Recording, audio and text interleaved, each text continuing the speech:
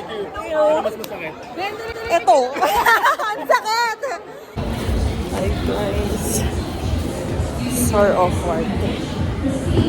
Tayo ay nasa outside world today. Kasi tayo ay manonood ng movie.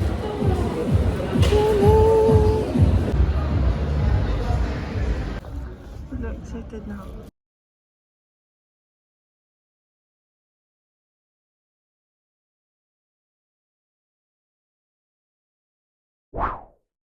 Nakatapos ko lang panoorin yung The Loved One. Okay lang, hindi naman masakit. Parang kagat lang ng dinosaur. Bala ko talaga mag-voice over na lang ako kasi nagpapatugtog sila so maririnig sa background. Baka copyright na naman ako. Tapos na ako kumain. Ngayon ko lang naalala na sinuksok ko pala yung mic sa bulsa ng bag ko. Sana naririnig niyo ako. Busog na ako. Laki ng kimbap. Bago ko chumika tungkol sa The Loved One, panoorin niyo muna yung mga side quest ko. Play VTR.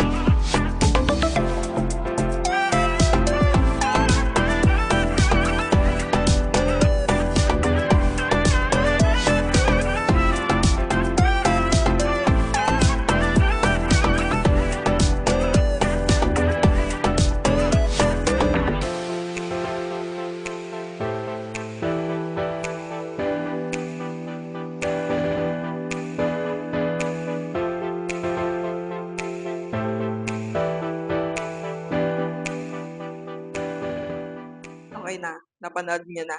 Natutuwa ako sa The Loved One. At na-awkward ako kung nasaan muna ako ngayon nagsasalita, no? Huwag niyo na pansin. Masasanay din ako. No pain, no gain. Ano na? Thoughts about The Loved One. Hindi naman ako broken-hearted. Wala naman ako sa long-term relationship. Pero habang nanonood ako, napapaisip ako sa mga bagay-bagay. Gets ko si Ellie. O yung mga katulad namin ay bagay lang mag-isa. Wow. For me, yung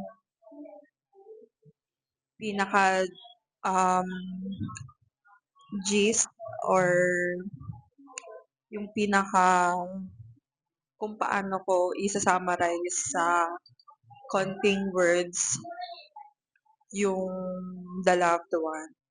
Yung isa,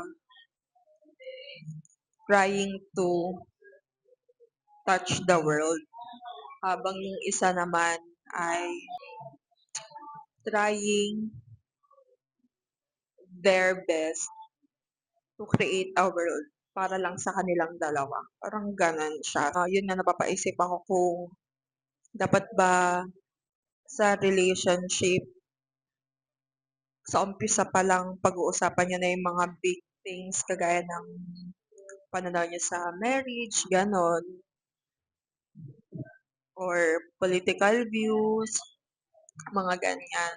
Realize ko rin na okay yung differences sa relationship, pero may hangganan lang yung differences na yon. Lalo na kung yung difference is hindi na kayang i-work out kasi hindi na siya magiging love or yung tolerance. Magiging suffering na lang siya kapagka, ayun nga, tina-try niyo pang mag-stay sa relationship tapos yung differences niyo is hindi na nga siya ka-workout. Ang galing ni Ann, lalo na yung galit na galit siya. Tas yung biglang hinahon niya ng boses, tas yung mata niya nag-iba. Sobrang napaano ako, napatigil ako dun. Tapos may isang scene dun na pakiramdam ko, pinapanood ko sila ng live. Yung basta, sa, pag napanood niyo, sana ma-feel niyo din. Hindi siya yung typical na storytelling. Para sa akin, kakaibang storytelling siya na paiba-iba yung timeline. Sa sa una magwo-wonder ka na, "Hala, kailan kaya 'to?" Pero later on, mafi-figure out mo rin kung anong part na siya ng relationship. Ayun, basta ang galing niya. Hindi siya yung normal na progression ng kwento na mula, um, kunwari, first year, second year ng relationship, gano'n. Basta patalon-talon siya ng timeline.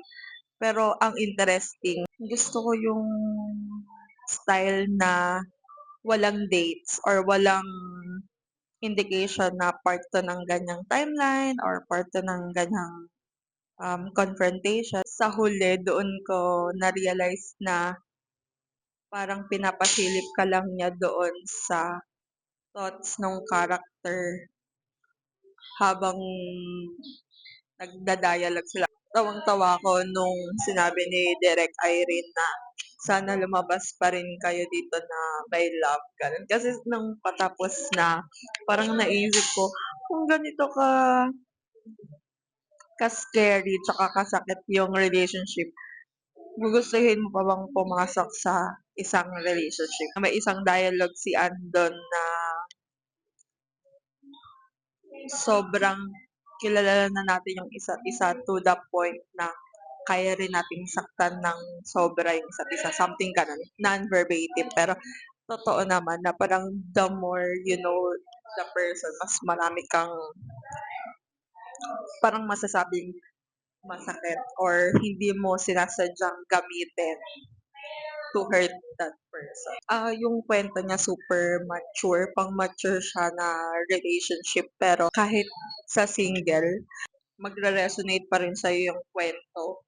Lalo na kung eto nga nasa trentahin ka na, ano na lang, yung pinaka-take away dun is kahit na gano'n nakakatakot yung love or relationship is sumubok ka pa din. Panoorin niyo yung movie and lumabas kayo na ready pa rin kayong sumugal. Wow!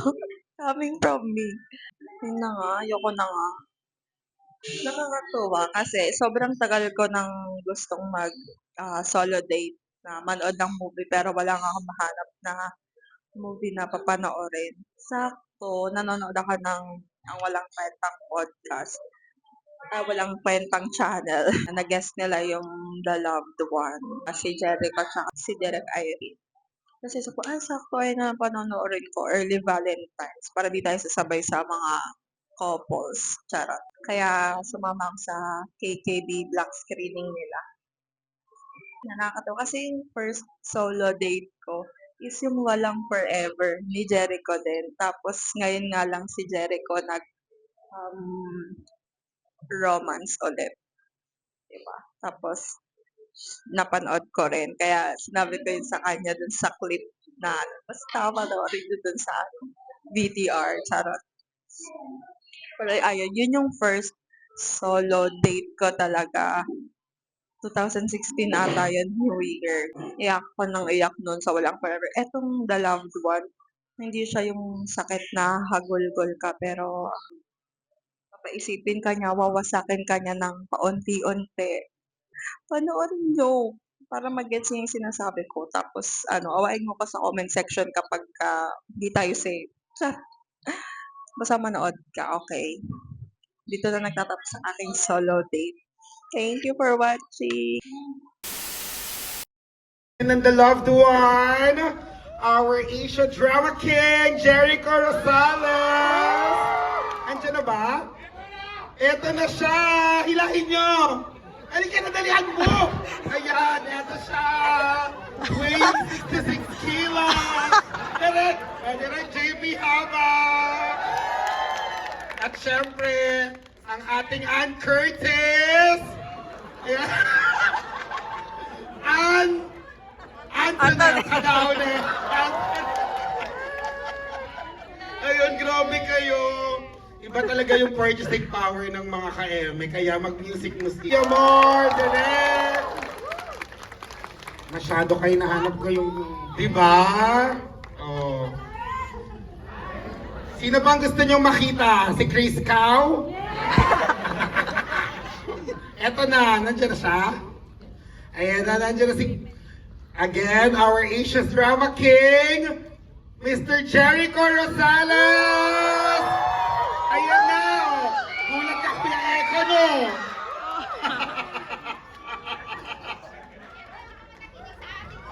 Ito yung mga ka-eme, yung mga nakinig sa guesting mo sa...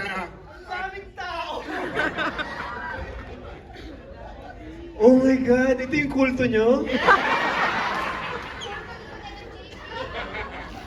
Hi guys!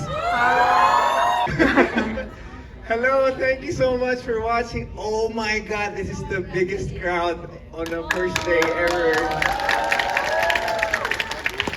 Kung ano naman yung pinapaamoy nila sa inyo at yung pinapakain nila sa inyo, it's really good. Ikaw na nga. Ayun, maraming salamat mga ka-eme, super kayo.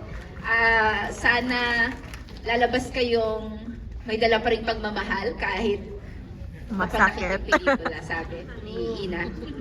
Ayun, so maraming salamat. Maraming salamat. Sana natuwa kayo sa pelikula. Huwag yung... Halika na nga! Yes! Thank you, Direk. Galing mo. Ay, Jericho. Pinanood ko rin yung Walang Forever mo. Oh, thank you. Ayun. Mas masakit.